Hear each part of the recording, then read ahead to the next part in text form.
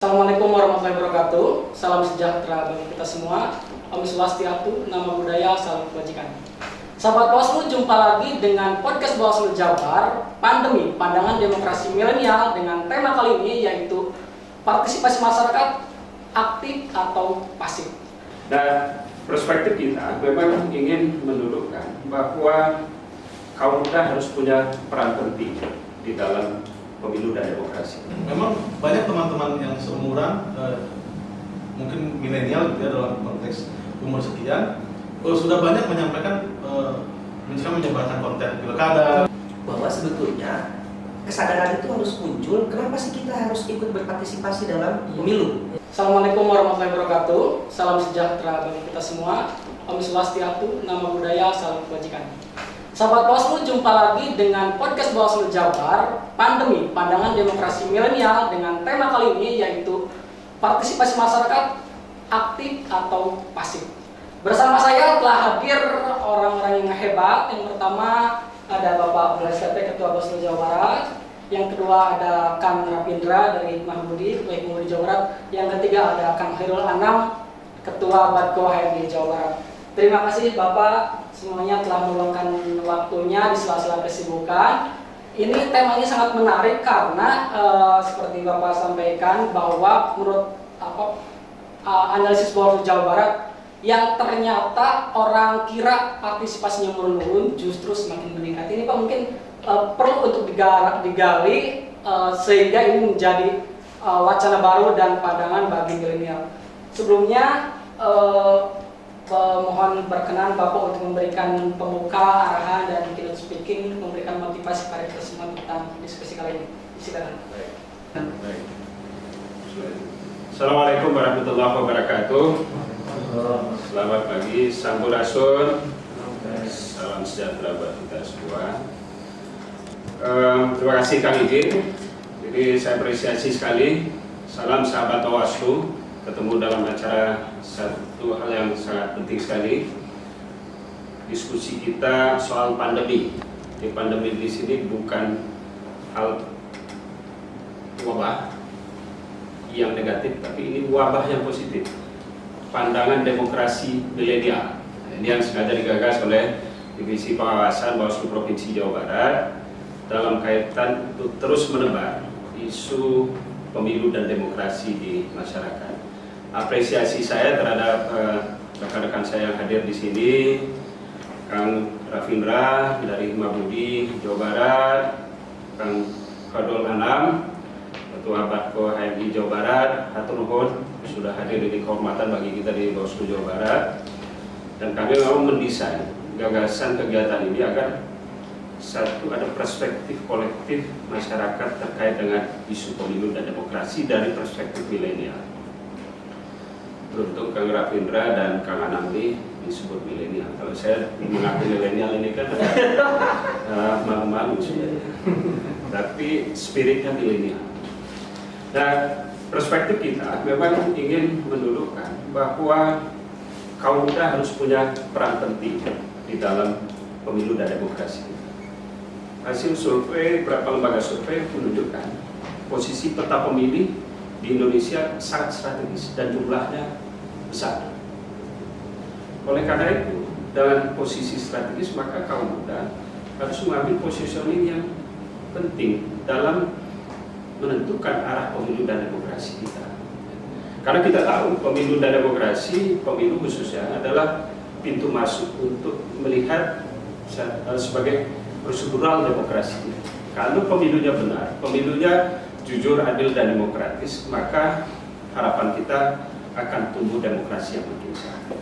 Nah, disinilah peran penting posisi kaum milenial untuk mengambil sikap soal bagaimana tadi kalau ditanyakan Iji, penting atau tidak mengambil posisi sikap terkait dengan pemilu dan demokrasi. Menurut saya sangat penting sekali. Karena apa? Di pemilu Indonesia khususnya kita sudah mungkin sudah lebih dari 11 kali pelaksanaan pemilu di Indonesia, dan kita boleh dianggap berjalan dalam koridor demokratis, ukurannya sederhana, pelaksanaan pemilu Indonesia sudah punya lembaga mandiri khusus, ada KPU, Bawaslu, bahkan ada penjaga etiknya dari KPP. Pelaksanaan pemilu diatur di dalam sebuah undang-undang, siklus pemilu ada setiap 5 tahun sekali. Ini menjadi indikator sederhana untuk menunjukkan bahwa negara kita demokratis. Nah, tetapi ruang positif ini tentu tidak akan ada maknanya kalau tidak ada ruang partisipasi positif dari publik. Ruang partisipasi masif dari publik. Nah, sehingga apa? Bawaslu dalam hal ini mendudukkan peran penting publik di dalam pemilu. Nah, sehingga ada tagline Bawaslu, bersama rakyat awasi pemilu, bersama Bawaslu tegakkan keadilan pemilu, untuk mendudukkan bahwa Bawaslu tidak bisa sendiri dalam hal misal soal pengawasan pemilu atau level partisipasi dalam pemilu. Nah, sehingga strategi bersama rakyat tadi untuk mengawasi pemilu menjadi penting. Kenapa harus bersama rakyat, elemen masyarakat? Karena mereka sejatinya adalah pilar penting demokrasi. Satu, partisipasi yang bisa digunakan, menggunakan hak konstitusional di dalam pemilu. Kedua, peran posisi partisipatif yang bisa dimainkan oleh teman-teman kaum muda adalah mengawal prosedural pemilu. Mengawal artinya turut melihat, memantau, melaporkan kalau ada pelanggaran. Nah, ini yang level partisipasi substansial di dalam proses pemilunya. Nah, inilah yang kita harapkan juga. Tentu teman-teman dari Hima Budi, dari HMI yang kiprahnya tidak bisa diragukan lagi sebagai organisasi kepemudaan kemahasiswaan yang punya andil besar di Republik ini, juga sinergi dengan Bawaslu dalam kaitan isu pemilu dan demokrasi yang bisa disinergikan, sehingga Bawaslu juga punya program isu pengawasan partisipatif. Nah, ini yang bisa melinkage, membangun jaringan bersama antara Bawaslu dan seluruh elemen tadi dalam hal bisa kita lakukan nanti soal pendidikan politik, melakukan dalam fungsi pengawasan partisipatif publik secara kolektif. Kami juga sudah mendesain ada kanal yang kita sediakan, ada sekolah pengawasan partisipatif yang kita siapkan juga. Teman-teman dari organisasi kepemudaan bisa turut terlibat nanti kader-kadernya untuk kemudian menjadi bagian dari kader pengawas pemilu nanti. Nah, ini bagian dari cara kita tadi bersama rakyat mengawasi pemilu. Nah, tentu harapan kita ke depan ya, sinergi semacam ini makin menguatkan untuk kualitas pemilu kita yang lebih baik lagi. Kalau publik terlibat, maka proses pemilunya terkawal. Kalau ada pengawalan, maka ada legitimasi yang kuat dari publik terhadap proses pemilu tersebut. Sehingga ini menjadi bagian penting bagi kita, dan kami juga Bawaslu merasa kehadiran teman-teman dari Hima Budi, dari HMI memperkuat fungsi pengawasan kolektif publik. Itu saja yang kita harapkan. Mudah-mudahan nanti gagasan dari teman-teman, sumbang sarannya juga untuk Bawaslu menjadi penguat sinergi positif untuk penguatan kerja satu Bawaslu ke depan, kedua juga untuk penguatan partisipatif. Itu saja, terima kasih sekali lagi atas nama Bawaslu, atas kehadiran teman-teman. Bersama rakyat, awasi pemilu, bersama Bawaslu, tegakkan. Sahabat Bawaslu, kembali lagi di segmen kedua pandemi pandangan demokrasi milenial tentang tema partisipasi masyarakat aktif atau pasif. Bersama kita ada Ketua HMI Warga Jawa Barat, Kang Heru Anam. Sehat, Kang? Sehat. Ada Ketua Hikmah Budi Jawa Barat, Kang Rafin. Sehat, Kang? Nah, beliau ini adalah orang-orang hebat yang di sela-sela kesibukannya bisa menyempatkan diri untuk berdiskusi dengan Bawaslu Jawa Barat. Untuk prolog, saya persilakan dari masing-masing narasumber. Kang Anam. Kang Anam ini adalah dulunya Ketua HMI Cabang Sumedang ya, sekarang Ketua Badko. Kemudian Kang Rafin ini Ketua Hikmah Budi Cabang Cianjur, Cabang Bandung. Sekarang menjadi Ketua Hikmah Budi Jawa Barat. Jadi memang sangat luar biasa. Pada sisi kemahasiswaan dulu di BPM ya, Badan Program Mahasiswa. Betul. Oke, kemudian ini di Presma, Presiden.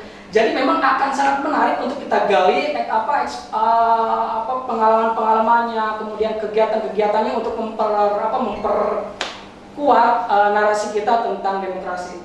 Silakan Kang Anam, sebelumnya ucapkan selamat telah menyelesaikan pemeriksaan kemarin. HMI ini adalah organisasi yang besar, berdiri sejak 1947 dan pasti sudah banyak dikenal oleh kaum milenial. Untuk konteks Jawa Barat ini barangkali Kang Anang bisa diperkenalkan ke sahabat Bawaslu apa HMI, kemudian kegiatan-kegiatan dan fokus apa saja sekarang bisa. Ya. Terima kasih Kang atas waktunya, juga Bawaslu Provinsi Jawa Barat. Saya sangat mengapresiasi. Mungkin baru di Bawaslu Provinsi lain belum ada ya? Belum ada. Jadi saya lihat Bawaslu ini banyak prestasi ya, khususnya di Jawa Barat. Kalau untuk di HMI Jawa Barat sendiri yang pertama itu ada 15 cabang di wilayah Jawa Barat.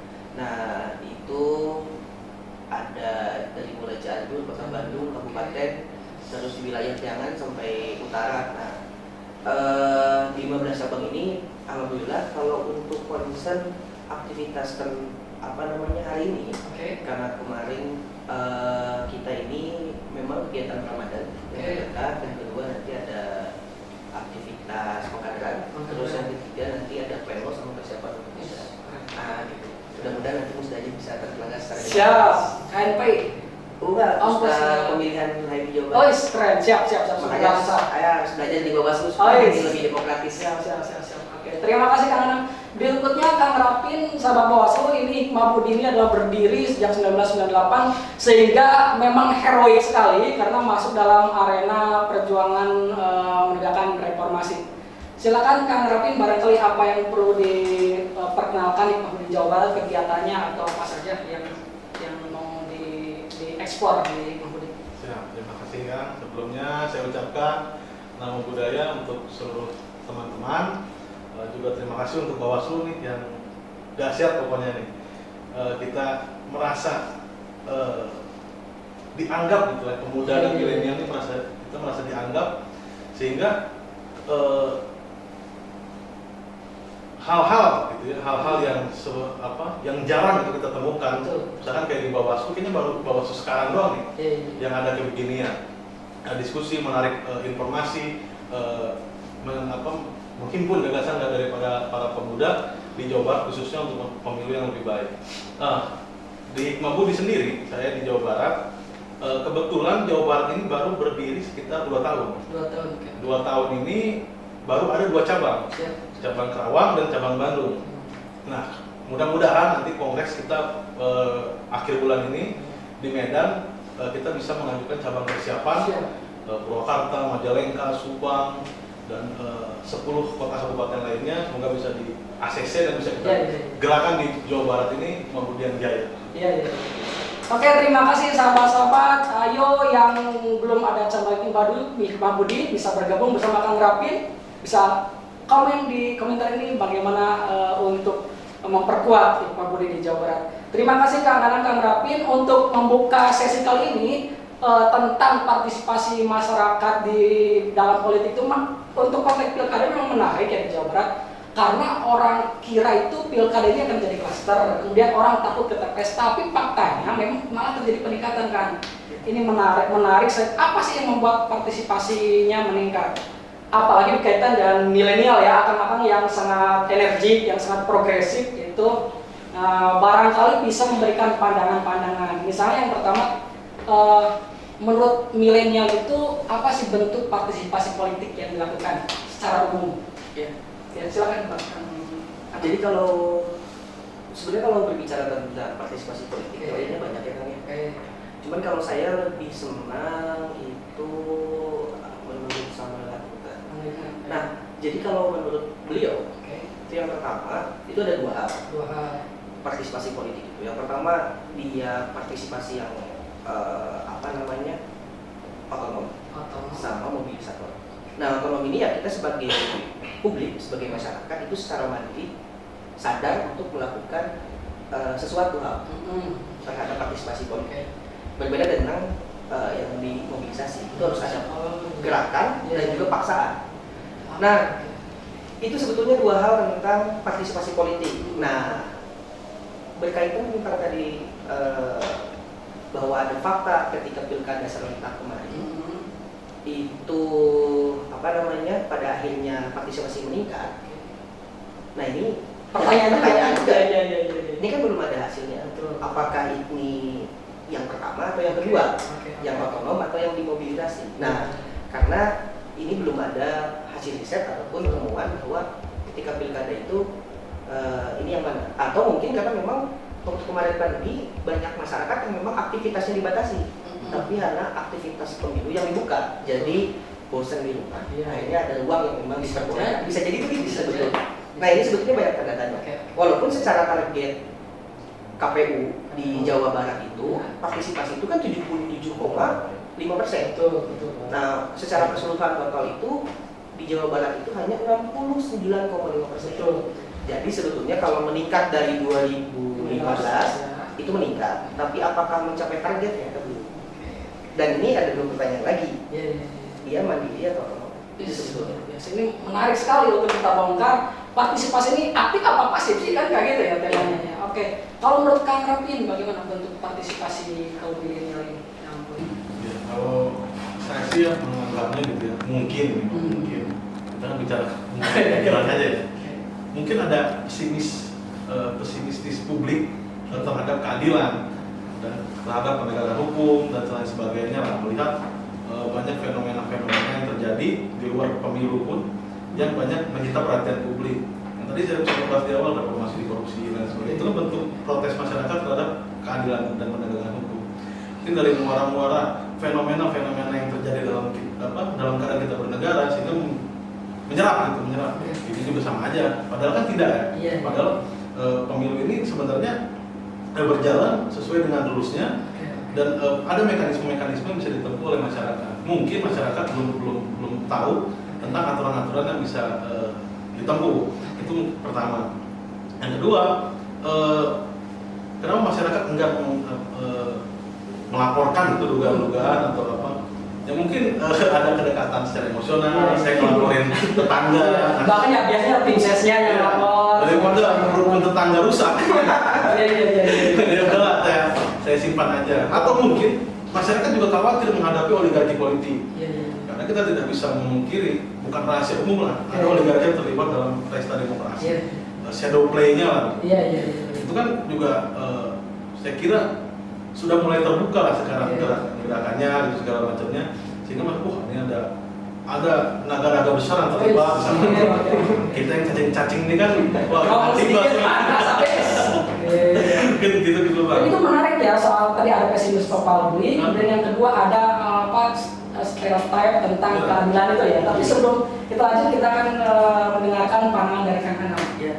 Jadi kalau saya menganalisa itu sebetulnya ada tiga hal yang disampaikan sama Ketua Raffi itu tentang bagaimana sih misalnya pandangan kita milenial terhadap proses pemilu.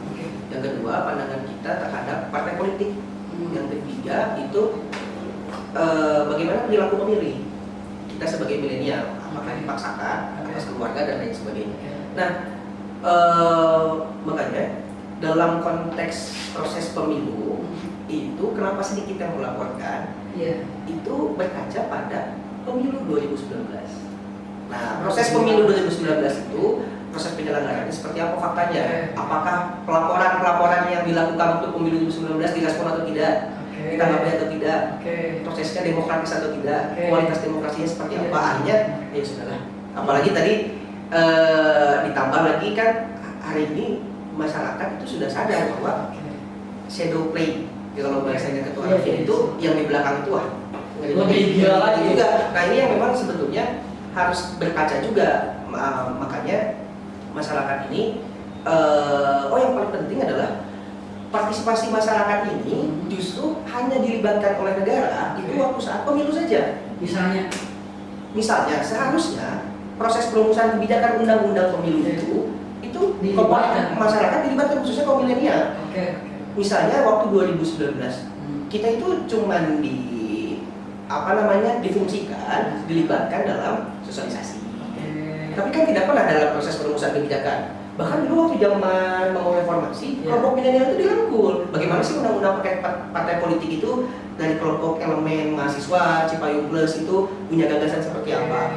Nah, waktu pas proses pembuatan undang-undang, nah ini masyarakat yang dilibatkan. Jadi bukan hanya pas waktu pemilu aja, proses perumusan kebijakannya pun juga dilibatkan. Di situ proses edukasi dan kaderisasi buat teman-teman. Akhirnya nanti terciptalah kesadaran tentang demokrasi, terciptalah kesadaran tentang bagaimana sih perspektif politik itu, kebijakan dan lain sebagainya. Itu yang paling penting. Artinya kan memang tidak dilibatkan pada saat memanen demokrasi, tapi pada saat menanam. Betul. Karena kan hasil itu kan gimana menanam, memupuk gitu ya. Kalau sejak awal memang tidak dilibatkan ya memang. Oke, ini menarik ya. Tadi ada banyak hal yang menantang, yang menggelitik untuk kita diskusikan. Yang pertama, Kang Raftin tadi soal pesimisme publik ini termasuk Kang bisa memberikan jawaban.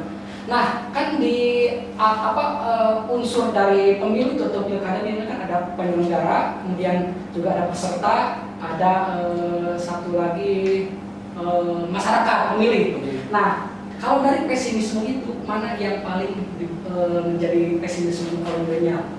Atau ketiga-tiganya atau salah satu atau gimana?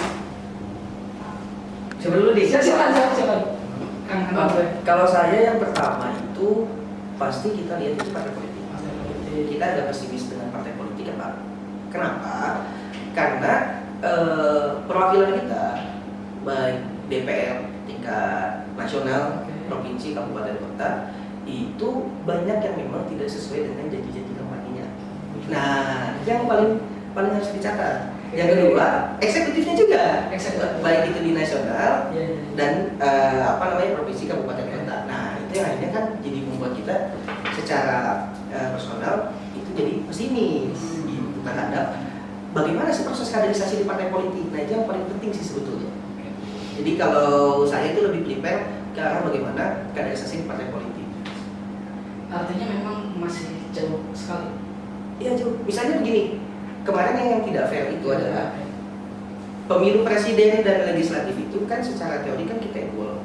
Tapi lebih dominan yang mana? Kan lebih yang presiden. Yang legislatif itu enggak. Yang legislatif enggak ada, mana ada debat partai politik. Enggak ada debat partai politik. Apalagi ngomongin caleg. Akhirnya kan kita itu memilih kucing dalam karung untuk legislatif itu. Iya. Kalau sepakat saya sama teman-teman. Coba di mana anak milenial dikasih ruang di partai politik? Tidak ada.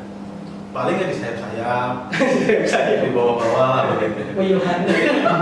Milenial ini hanya dieksploitasi saja. Dikapitalisasi untuk mendulang suara. Iya. Oke. Itu perlu kita akui itu, bahwa partai politik dan segala macam reng-rengannya hanya mengeksploitasi saja milenial, wah segala macam, bahwa kita pro milenial. Buktinya sampai sekarang apa yang dikerjakan sama mereka? Nah ini kan menciptakan perspektif kita gitu ya, bahwa wah ternyata kita cuma dieksploitasi nih. Wah inilah yang akhirnya itu jadi muak gitu melihat dinamika politik yang begini. Hanya janji A, janji B, janji C. Ujung-ujungnya milenial kita jadi buzzer kok. Iya. Kalau nggak jadi buzzer jadi apa? Paling jadi politisi salon. Betul. Yang make up-nya aja yang disampaikan. Biar kelihatan milenial. Tapi gagasan kan nol. Yang kedua nih, kalau dari sisi penyelenggara, wah ini apakah ada misalnya ada usulan atau ada sesuatu yang mungkin ini loh yang perlu ditingkatkan atau apa misalnya? Kalau saya pribadi, yang pertama dari penyelenggara itu adalah masalah tentang etik. Jadi baik itu pemilu 2019 maupun pilkada serentak itu cukup banyak perihal etik, baik itu di KPU maupun Bawaslu secara etik. Yang kedua itu adalah masalah bagaimana penyelenggara itu melibatkan aktif partisipasi publik. Nah ini salah satu contoh yang memang ini jauh ya sebelum ngomongin masalah nanti pilkada 2024 ataupun memang nanti rumusannya seperti apa 2023. Tapi kita sudah memang diciptakan oleh negara. Nah yang selanjutnya kalau berbicara tentang konteks bagaimana teman-teman harus terlibat, hari ini kalau saya melihat bahwa proses pemilu ini sebetulnya sangat menentukan kehidupan kita ke depan. Apalagi masa-masa krisis dan strategis, bonus demografi kita sebagai nanti ke depan itu adalah pelakunya milenial ini. Nah, jadi kalau memang kita tidak peduli dan aware untuk memilih pemimpin maupun perwakilan di legislatif yang memang nanti itu mempunyai tugas dan fungsi bagaimana menciptakan kebijakan. Yang kedua, pengelolaan anggaran. Nah, dari awal mulanya adalah dari pemilu. Jadi maka dari itu, kalau saya sih mengajak buat teman-teman itu hari ini inisiatif untuk mencari tahu apa itu demokrasi, apa itu politik. Yang kedua adalah bisa sama-sama terlibat aktif, dan juga itu adalah kesadaran diri sendiri. Dan walaupun yang paling penting adalah peran sebetulnya. Dilibatkan dalam urusan kebijakan ya. Betul, dari awal. Dari awal aja, jangan diminta di akhir. Jangan diminta di akhir. Pas evaluasi baru diundang. Iya, kita diajakin kan, atau diajakin buat evaluasi. Nah, ini kan salah satu cara yang bagus lah kita di awal untuk berbicara tentang demokrasi dan juga pemilu. Kang Rapi? Ya, kalau saya sih melihatnya akar gitu, akar dari ini semua sebenarnya pendidikan politik. Jadi kita sebenarnya ke depan gitu ya harus tadi negara betul harus memberikan akses dan kualitas pendidikan politik bagi masyarakat yang baik. Nah, dengan cara menelurkan gagasan-gagasan yang dimilikinya melalui program-program yang konkret. Misalkan melibatkan, tadi kan ada keterlibatan organisasi-organisasi, keterlibatan milenial dalam mengejawantahkan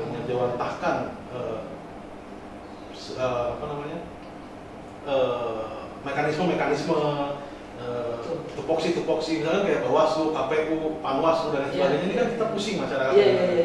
Ini Bawaslu yang ngerjain apa, KPU ngerjain apa. Kalau kita mungkin yang sering diskusi dan punya akses terhadap informasi itu pasti kita mengerti.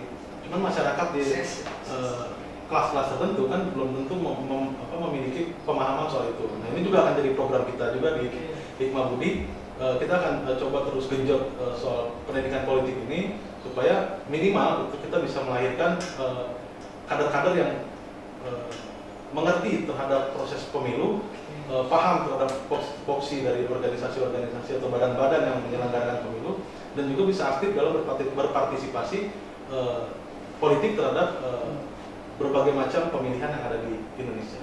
Kalau rekomendasinya nih, kan tadi terima kasih sudah menyebut baik program ini pendidikan demokrasi ini. Nah, kira-kira usulannya apa, rekomendasinya untuk agar Bawaslu, milenial, dan masyarakat bisa semakin bersinergi?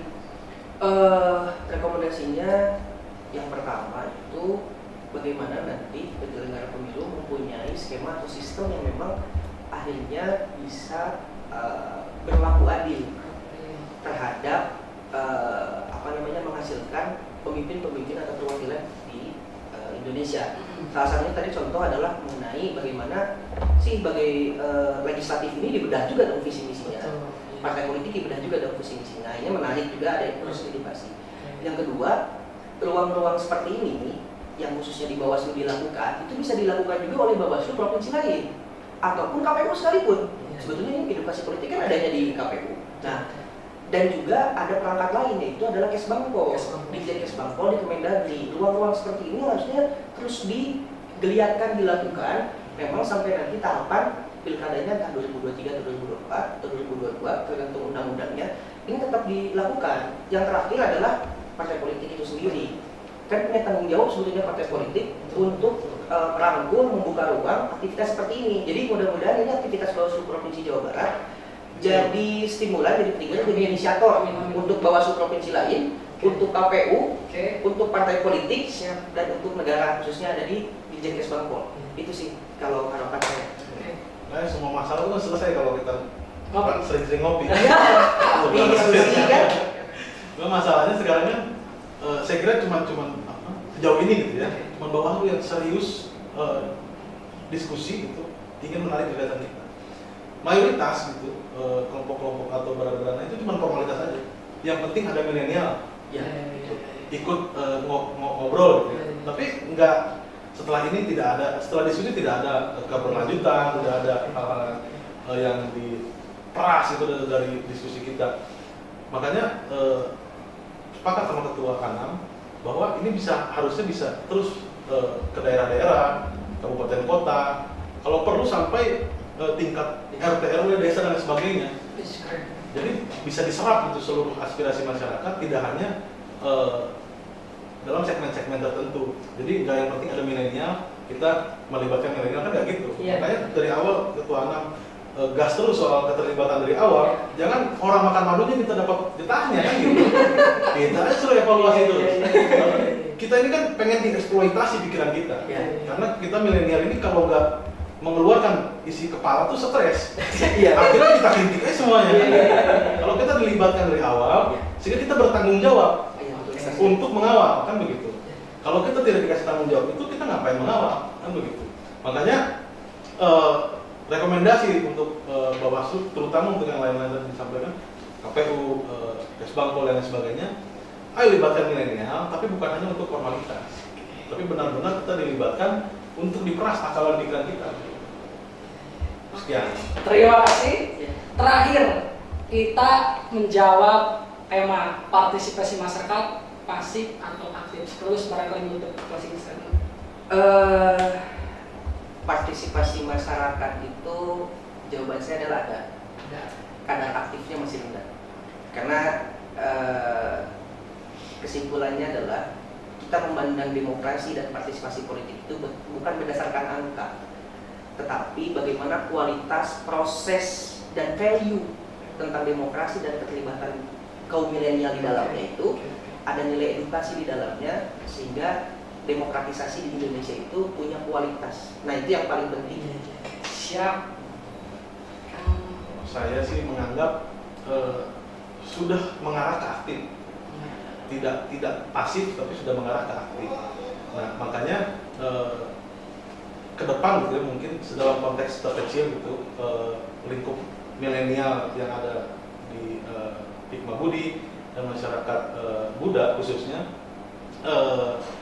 akan kita coba ramu lah gitu bagaimana caranya agar kita bisa lebih aktif gitu dalam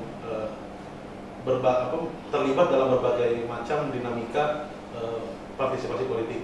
Misalkan jadi terlibat dalam pengawas, terlibat dalam penyelenggara, terlibat dalam pemilu dan sebagainya. Kemudian keaktifan tadi sebenarnya kalau saya tadi dari awal saya sampaikan bahwa keaktifan ini kan ada magnet yang menarik. Kenapa kita bisa aktif? Kalau saya kira kalau penyelenggara selesai, sudah melaksanakan seluruhnya dengan baik lah gitu ya. Mungkin ada evaluasi sedikit. Tapi tetap aja magnetnya itu ada di pesannya. Kalau ini yang terlibat di apa yang dipilih, yang akan dipilihnya tidak punya magnet, itu tidak akan ada partisipasi politik masyarakat. Oke, terima kasih Kang Anam. Ya, siap, Terima kasih Siap. Kang Anam. Luar biasa para expert di bidang kepemiluan ini, para milenial, para ketua gerakan mahasiswa di lingkup Jawa Barat ini di sela-sela kesibukannya bisa menyempatkan hadir. Terima kasih telah kami sampaikan atas nama Bawaslu Provinsi Jawa Barat.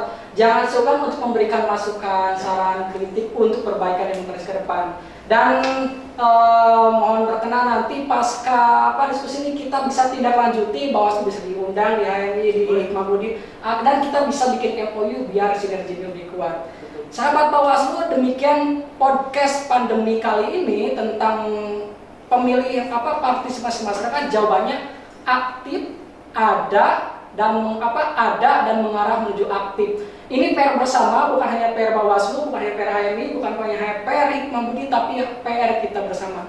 Demikian atas nama host saya undur diri. Bersama rakyat, awasi pemilu, bersama Bawaslu, tegakkan keadilan pemilu. Sahabat Bawaslu, kali ini kita akan bedah tentang fenomena pilkada yang lebih menggigit, lebih menarik, lebih menantang, sesuatu hal yang tersembunyi. Nah, kali ini kan ada fenomena bahwa di pilkada 2020 kemarin itu ada 288 perkara yang ditangani Bawaslu. Namun yang berasal dari masyarakat itu hanya 41%. Artinya lebih banyak itu merupakan temuan Bawaslu. Ini menarik untuk kita bongkar karena tadi kan milenial itu cenderung aktif ya di pilkada, namun masih banyak yang enggan untuk melapor, mengawasi misalnya. atau memberikan informasi ada dugaan pelanggaran, atau bahkan yang lebih dalam ini memberikan membuat laporan ke Bawaslu. Nah, ini kira-kira nih menurut Kang Anam dan Kang Rapin bagaimana pandangannya? Kok masyarakat bisa enggan untuk melapor, terlibat juga ada takut, ada ancaman atau apa kira-kira? Rapin, barangkali mungkin. Ya, kalau saya sih ya menganggapnya gitu ya, mungkin kita kan bicara kemungkinan aja ya. Mungkin ada pesimistis publik terhadap keadilan dan terhadap penegakan hukum dan lain sebagainya lah, melihat banyak fenomena-fenomena yang terjadi di luar pemilu pun yang banyak menyita perhatian publik. Yang tadi saya coba bahas di awal, reformasi di korupsi dan sebagainya, itu bentuk protes masyarakat terhadap keadilan dan penegakan hukum. Mungkin dari muara-muara fenomena-fenomena yang terjadi dalam keadaan kita bernegara sehingga menyerap. Ini juga sama aja, padahal kan tidak ya. Yeah. Padahal pemilu ini sebenarnya berjalan sesuai dengan rules-nya dan ada mekanisme-mekanisme yang bisa ditempuh oleh masyarakat. Mungkin masyarakat belum tahu tentang aturan-aturan yang bisa ditempuh. Itu pertama. Yang kedua, kenapa masyarakat enggak melaporkan itu dugaan-dugaan atau apa? Ya mungkin ada kedekatan secara emosional, saya ngelaporin tetangga. Bahkan ya biasanya tim sesnya yang lapor. Daripada rukun tetangga rusak. Iya. Ya udahlah, saya simpan aja. Atau mungkin masyarakat juga khawatir menghadapi oligarki politik. Karena kita tidak bisa memungkiri, bukan rahasia umum lah, ada oligarki yang terlibat dalam pesta demokrasi. Shadow play-nya lah. Iya. Itu kan juga saya kira sudah mulai terbuka lah sekarang gerakannya itu segala macamnya, sehingga ini ada naga-naga besar yang terlibat sama kita yang cacing-cacing ini kan mungkin gitu Pak. Itu menarik ya, soal tadi ada pesimis publik, dan yang kedua ada stereotype tentang keadilan itu ya. Tapi sebelum kita lanjut, kita akan mendengarkan pandangan dari Kang Anam. Ya. Jadi kalau saya menganalisa itu sebetulnya ada tiga hal yang disampaikan sama Ketua Rapim itu tentang bagaimana sih misalnya pandangan kita milenial terhadap proses pemilu. Yang kedua, pandangan kita terhadap partai politik. Yang ketiga itu bagaimana perilaku pemilih kita sebagai milenial, apakah dipaksakan atas keluarga dan lain sebagainya. Nah, makanya dalam konteks proses pemilu itu kenapa sedikit yang melaporkan itu berkaca pada pemilu 2019. Nah, proses pemilu 2019 itu proses penyelenggaraannya seperti apa faktanya? Apakah pelaporan yang dilakukan untuk pemilu 2019 direspon atau tidak? Ditanggapi atau tidak? Prosesnya demokratis atau tidak? Kualitas demokrasinya seperti apa? Akhirnya ya sudahlah. Apalagi tadi ditambah lagi kan hari ini masyarakat itu sudah sadar bahwa shadow play, kalau bahasanya Ketua Rapim itu yang di belakang itu lebih gila lagi juga. Nah, ini yang memang sebetulnya harus berkaca juga. Makanya masyarakat ini yang paling penting adalah partisipasi masyarakat ini justru hanya dilibatkan oleh negara itu waktu saat pemilu saja. Misalnya seharusnya proses perumusan kebijakan undang-undang pemilu itu dilibatkan masyarakat dilibatkan, khususnya kaum milenial. Misalnya waktu 2019 kita itu cuman difungsikan dilibatkan dalam sosialisasi. Tapi kan tidak pernah dalam proses perumusan kebijakan. Bahkan dulu waktu zaman mau reformasi, kelompok milenial itu dirangkul. Bagaimana sih undang-undang partai politik itu dari kelompok elemen mahasiswa, Cipayung Plus itu punya gagasan seperti apa? Nah, waktu pas proses pembuatan undang-undang, nah ini masyarakat yang dilibatkan. Jadi bukan hanya pas waktu pemilu aja, proses perumusan kebijakannya pun juga dilibatkan. Di situ proses edukasi dan kaderisasi buat teman-teman. Akhirnya nanti terciptalah kesadaran tentang demokrasi, kesadaran tentang bagaimana sih perspektif politik itu, kebijakan dan lain sebagainya. Itu yang paling penting. Artinya kan memang tidak dilibatkan pada saat memanen demokrasi, tapi pada saat menanam. Betul. Karena kan hasil itu kan gimana menanam, memupuk gitu ya. Kalau sejak awal memang tidak dilibatkan, ya memang. Oke, ini menarik ya. Tadi ada banyak hal yang menantang pembahasan yang menggelitik untuk kita diskusikan. Yang pertama, Kang Martin tadi soal pesimisme publik ini termasuk Kang bisa ini memberikan jawaban.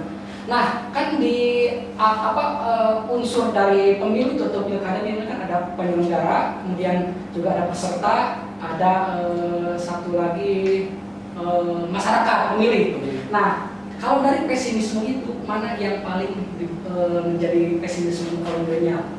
Atau ketiga-tiganya atau salah satu atau gimana? Coba dulu deh. Siapa? Kang. Kalau saya yang pertama itu pasti kita lihat itu partai politik. Kita agak pesimis dengan partai politik ya Pak. Kenapa? Karena perwakilan kita baik DPR tingkat nasional, provinsi, kabupaten, kota itu banyak yang memang tidak sesuai dengan janji-janji kampanyenya. Nah, itu yang paling harus dicatat. Yang kedua, eksekutifnya juga, baik itu di nasional dan provinsi, kabupaten, kota. Nah, itu yang akhirnya kan jadi membuat kita secara personal itu jadi pesimis. Gitu. Nah, bagaimana sih proses kaderisasi di partai politik? Nah, itu yang paling penting sih sebetulnya. Jadi kalau saya itu lebih prepare ke arah bagaimana kaderisasi di partai politik. Artinya memang masih jauh sekali. Iya jauh. Misalnya begini, kemarin yang tidak fair itu adalah pemilu presiden dan legislatif itu kan secara teori kan kita equal. Tapi lebih dominan yang mana? Kan lebih yang presiden, yang legislatif itu enggak. Yang legislatif enggak ada, mana ada debat partai politik. Enggak ada debat partai politik. Apalagi ngomongin caleg. Akhirnya kan kita itu memilih kucing dalam karung untuk legislatif itu. Iya. Kalau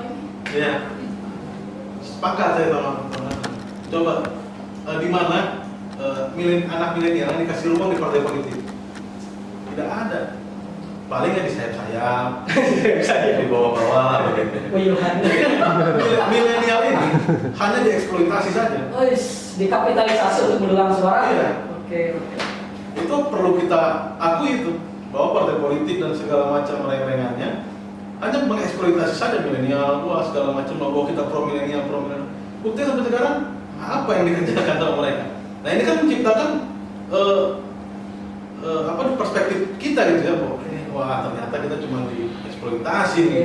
Wah inilah yang akhirnya kita jadi muak gitu melihat dinamika politik yang begini. Hanya janji A, janji B, janji C. Ujung-ujungnya milenial kita jadi buzzer kok. Iya. Kalau nggak jadi buzzer jadi apa? Paling jadi politisi salon. Betul. Yang make upnya aja yang disampaikan. Biar kelihatan milenial. Tapi kegasan kan nol. Oke. Yang kedua nih, kalau dari sisi penyelenggara. Wah ini. Apakah ada misalnya ada usulan atau ada sesuatu yang mungkin ini yang perlu ditingkatkan atau apa namanya? Kalau saya pribadi yang pertama dari penyelenggara itu adalah masalah tentang etik. Jadi baik itu pemilu 2019 maupun pilkada serentak itu cukup banyak yang etik, baik itu di KPU maupun Bawaslu. Secara etik. Yang kedua itu adalah masalah bagaimana penyelenggara itu melibatkan aktif partisipasi publik. Nah ini salah satu contoh yang memang ini jauh ya sebelum ngomongin masalah pilkada 2024 ataupun memang nanti rumusannya seperti apa 2023. Tapi kita sudah memang diajak menanam. Bagaimana ada edukasi, ada ruang buat kita untuk saling diskusi berbicara tentang demokrasi dan pemilu. Nah ini sebetulnya itu dan yang terakhir itu adalah bagaimana nanti kan mau ada pemilihan timsel. Nah ini harus qualified memang. Bagaimana orang ketat banget track record itu. Betul, track recordnya, profilingnya itu yang memang harus ketat, baik itu nanti kan itu sistemik penyelenggara ini. Jadi yang paling penting itu adalah independensinya. Itu yang bisa dilihat dari track record. Kalau dari sisi masyarakat, tadi kan dari pemilih apa trouble-nya? Trouble-nya akses pertama. Sekarang kan era digital. Nah ini bisa jadi harus ada terobosan juga nih dari penyelenggara, misalkan kayak e-vote, kita bisa mulai pemilihan secara online segala macam. Karena kan milenial ini banyak yang introvert, mageran, bahasanya mageran. Jadi jalan ke TPS itu banyak tenaga yang harus dikeluarkan.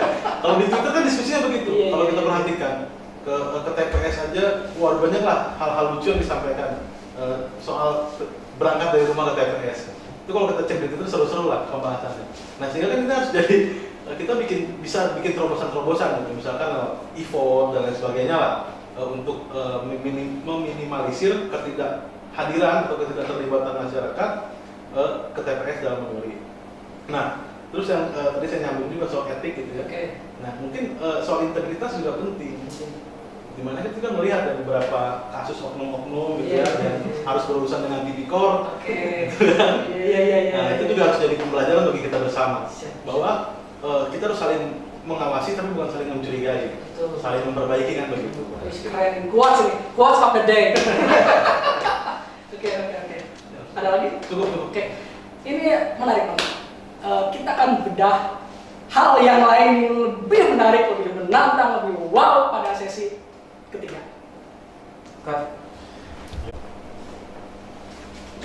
Halo sahabat Bawaslu, kembali lagi bersama Pandemi di segmen ketiga. Tadi kita sudah banyak mengulas tentang beberapa hal atau fenomena-fenomena, fakta-fakta, misalnya bahwa ada pesimisme masyarakat, kemudian kaum milenial tidak dilibatkan. Ada banyak hal cerita-cerita yang sebenarnya tidak pernah orang lain ungkapkan di acara lain. Nah, karena itu Kang Anam, Kang Rapin, kira-kira nih usulannya bagaimana agar kaum milenial ini bisa terlibat dan bisa bersama-sama di ruang-ruang politik ini. Silakan share dulu, Kang Rapin. Silakan, Kang. Jadi kalau saya kan usulannya pertama itu harus peran negara. Peran negara untuk membuka ruang edukasi terhadap khususnya kaum milenial. Dari mulai proses perumusan kebijakan sampai nanti tahap eksekusi. Nah, ini memang harus dibuka ruangnya. Dan yang kedua, itu adalah siapa yang bertanggung jawab untuk melakukan edukasi dari negara ya. Apakah Bawaslu, KPU, Mendagri, Kesbangpol dan lain sebagainya. Ini yang memang harus dijawab. Nah, jadi ruang itu yang memang harus diciptakan oleh negara.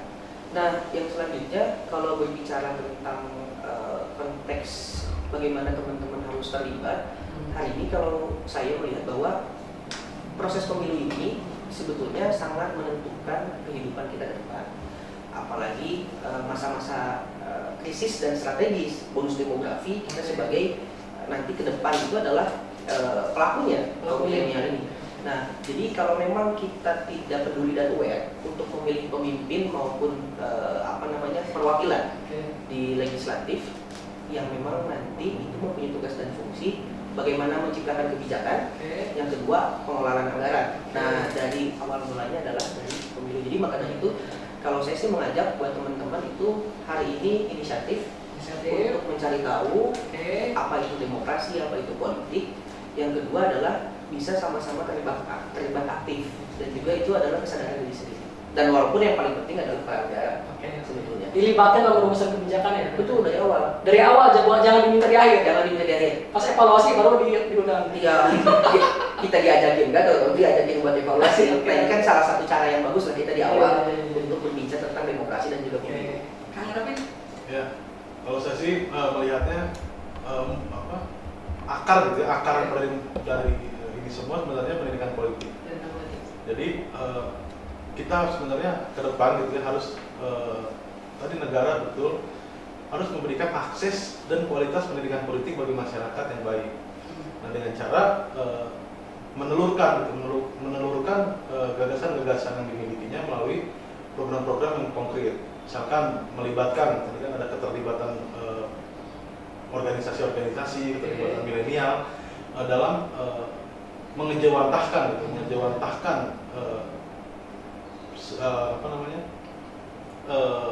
mekanisme tupoksi misalnya kayak Bawaslu, KPU, Panwaslu dan sebagainya. Ini kan kita pusing masyarakat. Ini Bawaslu yang ngerjain apa, KPU ngerjain apa. Kalau kita mungkin yang sering diskusi dan punya akses terhadap informasi itu pasti kita mengerti. Cuman masyarakat di kelas-kelas tertentu kan belum tentu memiliki pemahaman soal itu. Nah, ini juga akan jadi program kita juga di Hikmah Budi. Kita akan coba terus genjot soal pendidikan politik ini supaya minimal kita bisa melahirkan kader-kader yang mengerti terhadap proses pemilu, paham terhadap voksi dari organisasi-organisasi atau badan-badan yang menyelenggarakan pemilu, dan juga bisa aktif dalam berpartisipasi politik terhadap berbagai macam pemilihan yang ada di Indonesia. Kalau rekomendasinya nih, kan tadi terima kasih sudah menyebut program ini pendidikan demokrasi ini. Nah, kira-kira usulannya apa, rekomendasinya untuk agar Bawaslu, milenial, dan masyarakat bisa semakin bersinergi?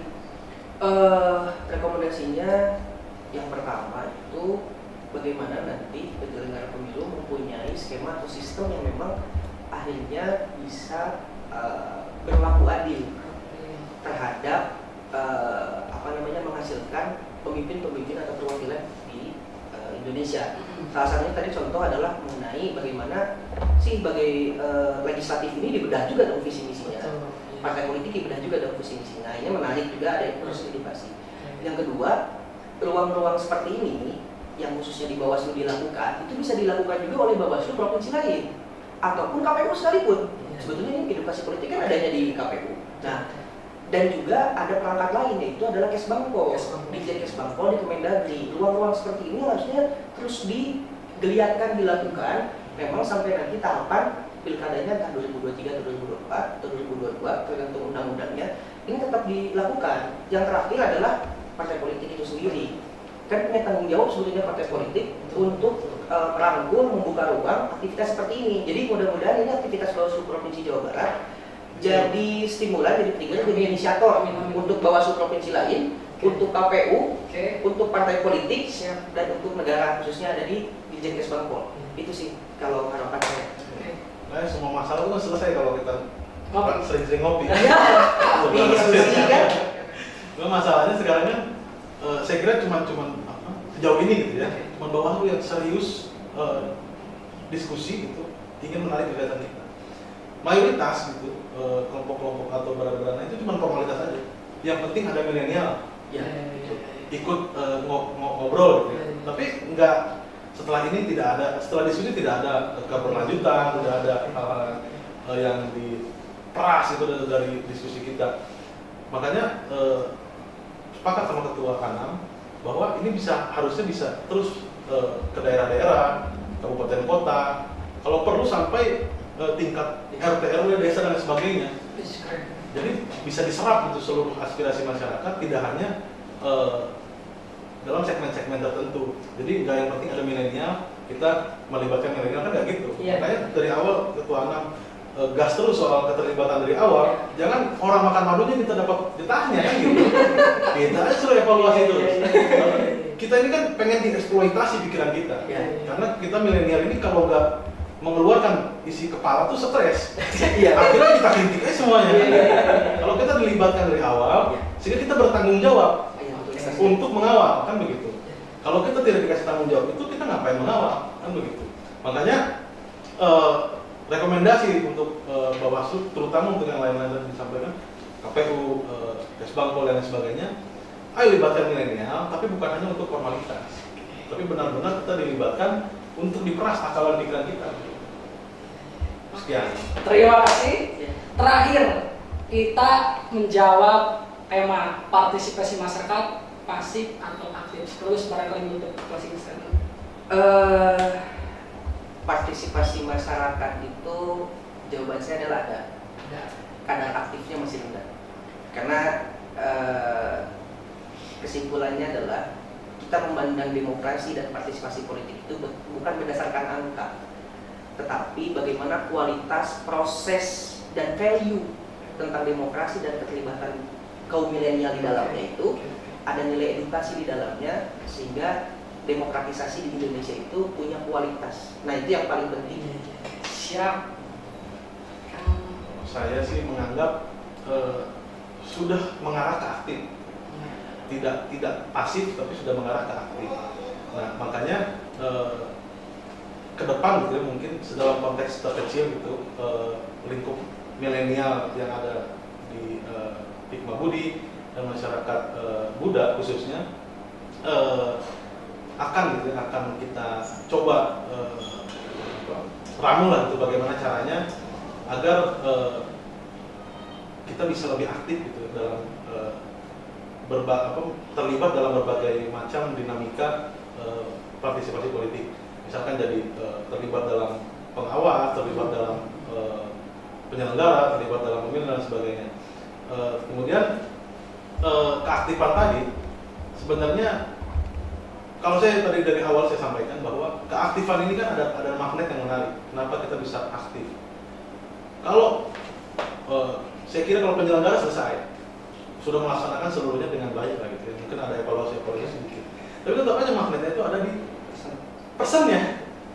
Kalau ini yang terlibat di apa yang dipilih, yang akan dipilihnya tidak punya magnet, itu tidak akan ada partisipasi politik masyarakat. Oke, terima kasih Kang Anam. Ya, siap, Kang. Terima kasih Siap. Kang Arvin. Luar biasa para expert di bidang kepemiluan ini, para milenial, para ketua gerakan mahasiswa di lingkup Jawa Barat ini di sela-sela kesibukannya bisa menyempatkan hadir. Terima kasih telah kami sampaikan atas nama Bawaslu Provinsi Jawa Barat. Jangan sungkan untuk memberikan masukan, saran, kritik untuk perbaikan demokrasi ke depan. Dan mohon berkenan nanti pasca diskusi ini kita bisa tindak lanjuti, Bawaslu bisa diundang di HMI, di Hikmah Budi, dan kita bisa bikin MOU biar sinergi lebih kuat. Sahabat Bawaslu, demikian podcast pandemi kali ini tentang pemilih partisipasi masyarakat. Jawabannya aktif, ada dan mengarah menuju aktif. Ini PR bersama, bukan hanya PR Bawaslu, bukan hanya PR HMI, bukan hanya PR Hikmah Budi, tapi PR kita bersama. Demikian atas nama host saya undur diri. Bersama rakyat, awasi pemilu, bersama Bawaslu, tegakkan keadilan pemilu. Sahabat Bawaslu, atas nama host saya undur diri. Terima kasih atas partisipasi kamu semua. Jika diskusi ini menarik, penting, dan oke banget, silahkan like, komen, dan subscribe. Atas nama host saya undur diri. Bersama rakyat, awasi pemilu, bersama Bawaslu, tegakkan keadilan pemilu.